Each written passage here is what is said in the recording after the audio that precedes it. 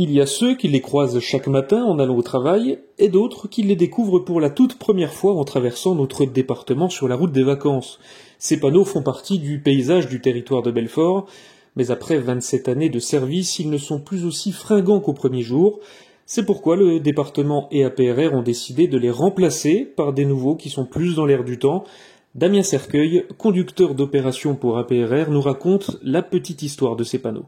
C'est important de rappeler effectivement que cette signalisation-là, elle est née à l'initiative des autoroutiers à l'époque de la création des premières grandes autoroutes dans les années 70 et avec une fonction à l'origine qui était de lutter contre l'hypovigilance. Voilà, une époque où on découvrait une nouvelle façon de conduire sur autoroute, sur des trajets assez normés, monotones.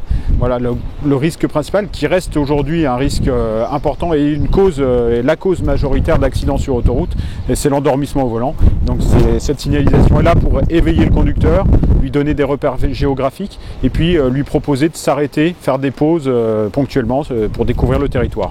En présence notamment de Florian Bouquet, président du département du territoire de Belfort, et de Philippe Noury, président directeur général d'Autoroute Paris-Rhin-Rhône, les 5 panneaux flambant neufs ont été inaugurés le 1er juin dernier à Belfort. Amélie Froidevaux, chargée du développement touristique pour le département, nous explique l'identité de ces panneaux.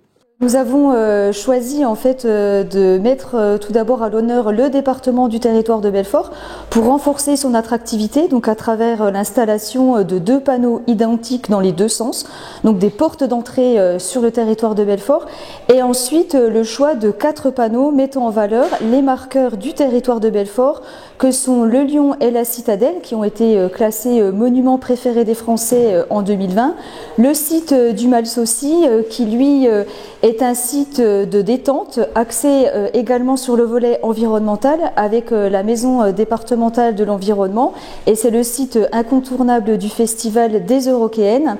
Un 3e panneau qui lui met en valeur le site, la station 4 saisons du Ballon d'Alsace, et un dernier panneau qui met en valeur le cyclotourisme qui est une pratique croissante dans notre département à proximité de la Suisse. 3 mètres de largeur pour plus de 6 mètres de haut, pas de doute, les panneaux sont bien visibles des automobilistes. Amélie Froidevaux croit très fort en leur impact sur les retombées touristiques pour notre territoire. Dès la saison estivale, on aura l'opportunité de découvrir ces panneaux sur l'autoroute via la clientèle qui sera présente dès cet été, qui reviendra sans doute séjourner, mais plus tardivement, dans le territoire de Belfort, que ce soit en saison hivernale ou saison estivale.